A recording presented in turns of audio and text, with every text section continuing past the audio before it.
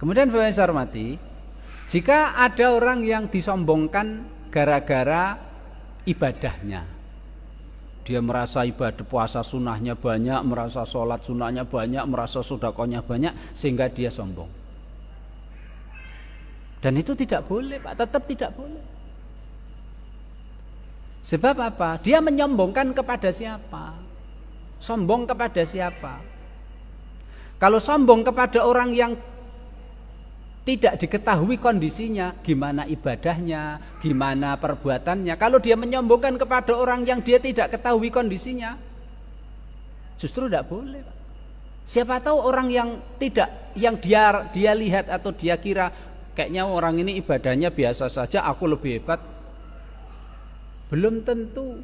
Itu kan sepengetahuanmu saja. Siapa tahu orang yang tidak kamu ketahui ibadahnya seperti apa itu justru di hadapan Allah luar biasa ibadahnya. Luar biasa ibadahnya. Siapa tahu di tengah malam kamu masih tidur, dia sudah bangun. Siapa tahu kamu puasa sunnah tapi kamu ngomong-ngomong dia puasa sunnah, dia diam saja, nggak ada yang tahu. Siapa tahu dia punya amalan kecil tapi rutin, tapi ikhlas lillahi ta'ala, sehingga dengan amalan yang kecil, yang rutin, yang ikhlas itu Allah tinggikan derajatnya. Siapa tahu, kita nggak tahu. Kan sombong itu kan merasa dirinya paling hebat, kemudian yang lain rendah, Pak ya. Ibadahnya merasa dia ibadahnya paling luar biasa, yang lain ibadahnya cemen semuanya, ibadahnya kecil saja. Yang lain siapa yang lain itu? Yang kamu sombongi itu siapa? Kalau kamu tidak tahu kondisi dia, siapa tahu kondisi dia lebih hebat dari kamu di hadapan Allah Subhanahu. Dan kalau orang yang kamu sombongi itu ya, karena ibadahmu itu, orang yang kamu sombongi itu mungkin kondisinya itu jelek, memang kelihatannya ibadah, memang kamu lihat, kamu ngerti kondisinya, dia punya dosa gini, dia punya gini, dia punya gini, sehingga kamu menyombongkan diri kepadanya. Kita juga harus tahu juga, orang itu harus tahu juga, Pak. Siapa tahu memang dia punya dosa amalnya dia punya dosa apa begitu. Tapi siapa tahu di hadapan Allah dia Masya Allah, dia cinta kepada Allah ya, siapa tahu. Karena sebetulnya amalan hati dengan amal perbuatan itu jauh lebih agung di hadapan Allah Subhanahu wa taala, amalan hati daripada amalan anggota badan.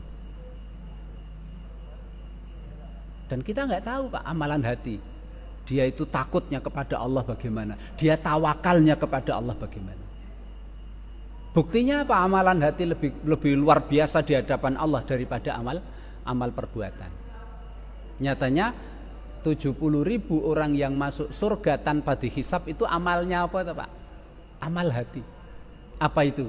Alladzina la yastarkun wala yatatayyarun wa ala rabbihim yatawakkalun. Tidak tatoyur, tidak anggap sial. Nganggap sial itu amalan apa? Hati kan. Wala yastarkun, dan tidak minta di mantra-mantra yang berbau syirik. Wa ala rabbihim yatawakkalun, dan sangat pasrah kepada Allah Subhanahu wa taala. Tawakal. Lah tawakal itu amal apa? Amal hati.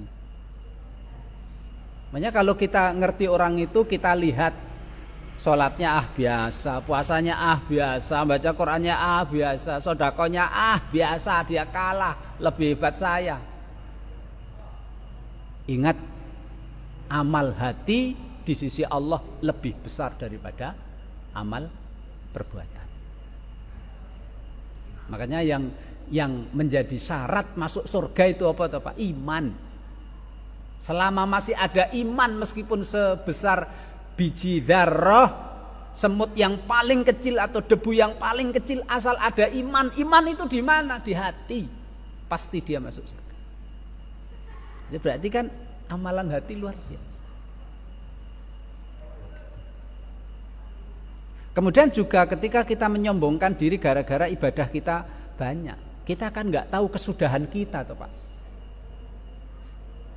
Makanya meskipun kondisi kita alhamdulillah istiqomah baik, tetap kita minta kepada Allah agar Allah memberikan kita istiqomah, ajeg dan jejeg sampai akhir hayat. Makanya itulah tujuan Allah Subhanahu wa taala berfirman menyuruh kita untuk selalu takwa dan menjaga ketakwaan sampai akhir hayat kita. Ittaqullaha haqqa tuqatih wa la tamutunna illa wa antum muslimun. Kan Rasulullah memberikan penjelasan kan Pak, ada orang yang amalnya itu amal solehnya luar biasa sampai jarak antara dia dengan surga itu cuma sejengkal saja. Tapi ternyata Allah sudah mentakdirkan dia penghuni neraka. Di penghujung akhir hidupnya dia melakukan maksiat kemudian masuk neraka. Jadi kita nggak tahu kesudahan kita. Kenapa kita menyombongkan ibadah kita? Kita nggak tahu kesudahan kita. Justru malah ada orang Pak yang Masya Allah dosanya itu luar biasa. Semua dosa dia lakukan. Sampai antara dia dengan neraka tinggal sejengkal saja.